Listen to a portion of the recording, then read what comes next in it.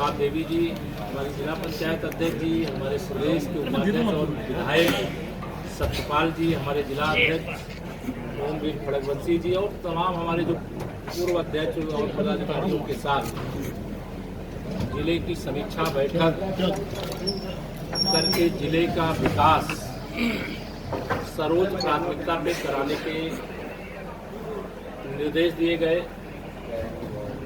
जो माननीय मुख्यमंत्री योगी आदित्यनाथ जी ने पिछले दिनों समीक्षा की थी, फिर प्रभारी मंत्री जी ने जो समीक्षा की थी, उसके बारे में जानकारी लेने के बाद आज की बैठक में जो प्रमुख निर्देश दिया गया है, उसमें पहला निर्देश यही है कि यहाँ के हर अधिकारी और कर्मचारी, यद्यपि कोई ऐसी शिकायतें नहीं हैं, लेकिन हर अधिकारी और हर कर्मचारी भारतीय जनता पार्टी का बूथ अध्यक्ष हो, चाहे जिलाध्यक्ष हो, चाहे हमारे माननीय जनप्रतिनिधिगण हो, उनको मुख्यमंत्री मान करके उनकी बात को, जैसे मेरी बात सुन रहे हैं वैसे ही कार्यकर्ताओं की बात सुने।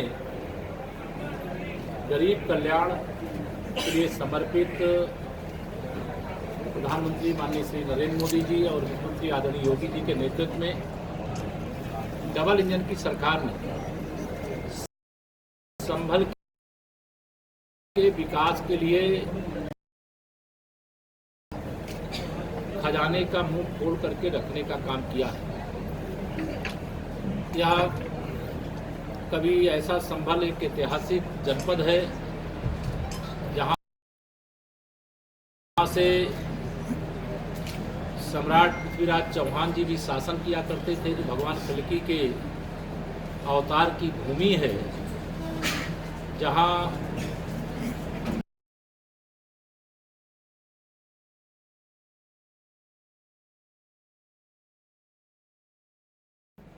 वृंदावन का दूसरा रूप देखने को मिलता है, जहां भगवान श्री कृष्ण माता रुक्मिणी जी के साथ यहाँ पर आकर के रुकने का भी काम किए थे। इस धराधाम को प्रणाम करते हुए यह निर्देश दिया गया है कि यहाँ तहसील स्तर पर जो एसडीएम, तहसीलदार, सीओ और थानेदार, सीडीओ से लेकर के बीडीओ तक जनता की समस्याओं को सुने और उनका मौके पर समाधान करें। प्रयास करें कि लोगों को थाना, तहसील और ब्लॉक से जिला मुख्यालय ना आना पड़े, और जो जिला मुख्यालय आया उसको लखनऊ आने की आवश्यकता ना पड़े। हमारी सरकार की अनेक गरीब कल्याण की योजनाएं, जिसमें चाहे प्रधानमंत्री आवास योजना हो, चाहे प्रधानमंत्री गरीब कल्याण अन्न योजना हो, चाहे प्रधानमंत्री उज्ज्वला योजना हो, चाहे प्रधानमंत्री सौभाग्य योजना हो, इन सभी योजनाओं का मैं एक वर्णन करूंगा तो बहुत लंबी श्रृंखला है। आयुष्मान भारत सहित, मुख्यमंत्री आरोग्य योजना सहित, कृषि के क्षेत्र में किसानों के कल्याण के लिए, किसानों के उत्थान की दृष्टि से तमाम योजनाएं हैं, जिनके कई लाभार्थियों को यहाँ पर आज प्रतीकात्मक प्रमाण पत्र भी सौंपने का काम किया गया है, चाबी भी सौंपने का काम किया गया है। जिले में आने पर यहाँ एक तो बिजली की समस्या की शिकायत है और उसे जल्द से जल्द दूर करने के लिए निर्देश दिए गए। जो भी लापरवाह कर्मचारी, अधिकारी कोई भी हैं, उनकी अलग से जांच करके, जिससे सरकार की मंशा के अनुसार ऐसे कदम उठाने का निर्देश दिया गया। जो जिले से नहीं हल हो सकता उसे शासन को प्रेषित करने के लिए भी बताया गया। यहाँ चाहे माननीय मुख्यमंत्री जी के स्तर से, चाहे मेरे स्तर से, चाहे हमारे अन्य माननीय मंत्रीगणों के स्तर से कोई भी पत्र भेजा जाता है शिकायती, तो यह एक सिस्टम डेवलप करने के लिए निर्देश दिया गया है कि वह पत्र जिसके खिलाफ शिकायत है उसके पास नहीं जाना चाहिए, उससे कोई उच्च स्तर के अधिकारी के माध्यम से जांच करना चाहिए। यहाँ पर कुछ बंधों के निर्माण की दृष्टि से चर्चा हुई है, उसका मिनट्स के अंदर जोड़ने के लिए निर्देश दिया गया है। यहाँ पीएससी की बटालियन एक संभल के लिए मिल ही चुकी है, उसके लिए स्वीकृति भी मिल चुकी है। पुलिस लाइन का निर्माण कार्य बहुत जल्दी शुरू होने जा रहा है। यहाँ असमौली एक तहसील की डिमांड बहुत दिनों से लोगों ने की है और यह सदर तहसील की भी बात यहाँ पर कही है, उसको भी यहाँ से प्रस्ताव बना करके भेजने के लिए आज मैंने कहा है और शासन स्तर पर उसको देखने का काम किया जाएगा। यहाँ एक 24 कोसी परिक्रमा का मार्ग बना है, हमारे सभी साथियों ने प्रस्ताव दिया है, उसके लिए भी निर्देश दिए गए हैं कि देरी किए बगैर अग्रिम कार्रवाई उसमें शुरू करने का काम करें। जल जीवन मिशन योजना के अंतर्गत विश्व की सबसे बड़ी परियोजना हर घर नल से जल पहुंचाने के लिए चल रही है, लेकिन उसमें कुछ गांव की शिकायतें हम लोगों तक पहुंची है कि जो पाइपलाइन डाल रहे हैं वह 1 मीटर नीचे पाइपलाइन पड़नी चाहिए। कई जगह उन्होंने 1 मीटर नीचे का जो मानक है उसका पालन नहीं किया। कई जगह सड़कें तोड़ी तो उसको आवागमन के योग्य टेस्टिंग से पहले बना करके उपलब्ध कराने का काम नहीं किया। उसके लिए निर्देश भी दिया है, हमारे निर्देश दिए कार्रवाई की है, उसके ऊपर जुर्माना लगाने का काम यह जिला प्रशासन ने किया है और हमारी यही मंशा है कि जनता को असुविधा न हो, हर घर नल से जल पहुंचाने का काम किया जाए। सिसौना जो शाड़ा है वहाँ पर पक्का पुल बनाने का एक विषय आया था, उसके लिए भी निर्देश दिया गया है। विशेष तौर से जनपद के अंदर अच्छा काम हुआ है। चारागाह की बहुत सारी ज़मीनें लोगों ने कब्जा करके रखी थी, उसे खाली कराया गया है, लेकिन एक अभियान चला करके, चाहे चारागाह की ज़मीन हो, चाहे चक मार्ग हो, चाहे तालाब की ज़मीन हो, चाहे कोई नदी हो, चाहे नाला हो, उसमें भी अभियान चला करके कोई अवैध कब्जा है तो केवल एक पीढ़ी के लिए नहीं, अनेक पीढ़ियों के लिए उसे कब्जा मुक्त कराने के लिए अभियान चलाने को कहा गया। चकबंदी विभाग की कई चकबंदी प्रक्रिया के अंतर्गत लगभग 39 गाँव हैं और उन गाँव की चकबंदी प्रक्रिया को 5 साल में पूरा करना चाहिए, लेकिन उसे लेट करने का काम किया गया। उसकी समीक्षा करके उससे समयबद्ध पूरा कराने और कोई गड़बड़ी ना हो, इसके लिए भी निर्देशित किया गया है।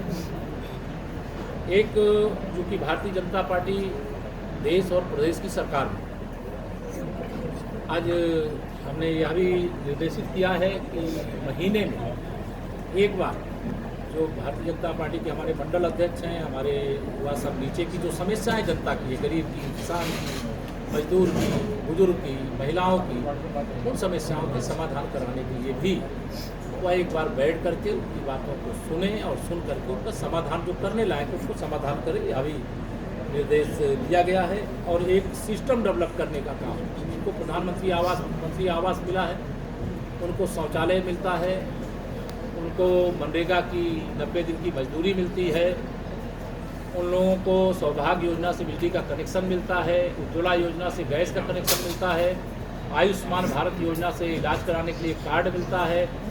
तो वहाँ सारी चीज़ें जो लाभार्थी है उसको उपलब्ध हो जाए, इसका एक सिस्टम डेवलप करने का भी आज निर्देश दिया गया है। और मुख्यमंत्री चिकित्सा सहायता, जो बहुत सारे गरीब पीड़ित होते हैं, उन लोगों की अपेक्षा रहती है कि अगर बीमार हैं, उनके पास आयुष्मान कार्ड नहीं है, उनकी आरोग्य योजना का कार्ड नहीं है और गरीब हैं और गंभीर बीमारी आ रहे हैं, तो सरकार से संबंधित हैं या जो सरकार की सूची में है और उनको पैसे की ज़रूरत है, उनके पास नहीं है, तो हमारी डबल इंजन सरकार का संकल्प है कि कोई गरीब पैसे के अभाव में बीमारी के कारण नहीं मरेगा। इसलिए 24 घंटे के अंदर ऑनलाइन जो मुख्यमंत्री रिलीफ फंड है, सीएम रिलीफ फंड है, उससे सहायता देने के लिए रिपोर्ट शासन को प्रेषित करने के लिए यह निर्देशित किया गया है। तालाबी नंबरों में भी कहीं कोई ज़मीन पर कब्जा है तो उसे भी खाली कराया जाए, क्योंकि तालाब किसी व्यक्ति की प्रॉपर्टी नहीं है, वो समाज की संपत्ति है। पर्यावरण की रक्षा के लिए तालाबों का, पेड़ों का, नदियों का, नालों का, इनका सबका बचाव अति आवश्यक है। और देश में 75,000 से अधिक अमृत सरोवर माननीय प्रधानमंत्री श्री नरेंद्र मोदी जी के आह्वान पर बनाने का काम।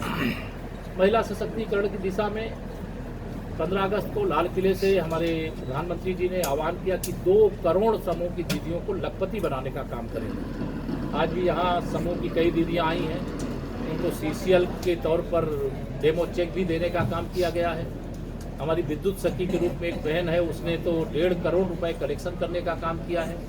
BC सखियों के माध्यम से हम लोग मनरेगा की मजदूरी तक के भुगतान का एक कार्यक्रम प्रशंसनीय है। ये सब इसकी मैं प्रशंसा भी करता हूँ।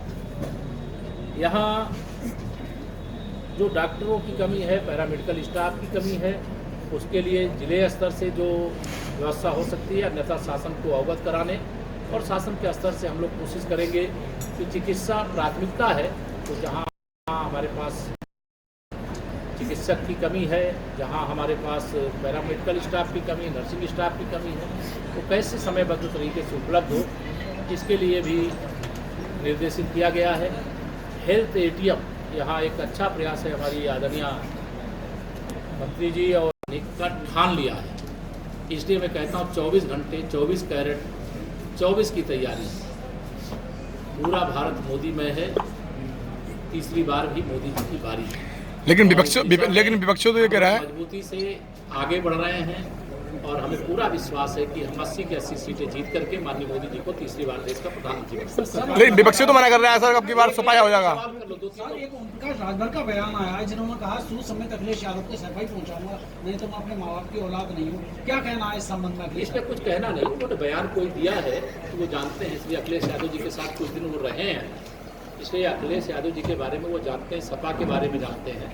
माननीय प्रधानमंत्री जी ने परिवारवाद भारत छोड़ो, भ्रष्टाचार भारत छोड़ो, तुष्टीकरण भारत छोड़ो का नारा दिया है और उस नारे के क्रम में मैं यह मानता हूं कि सपा समाजवादी पार्टी बनेगी। सपा का सफाया उत्तर प्रदेश से हो जाएगा।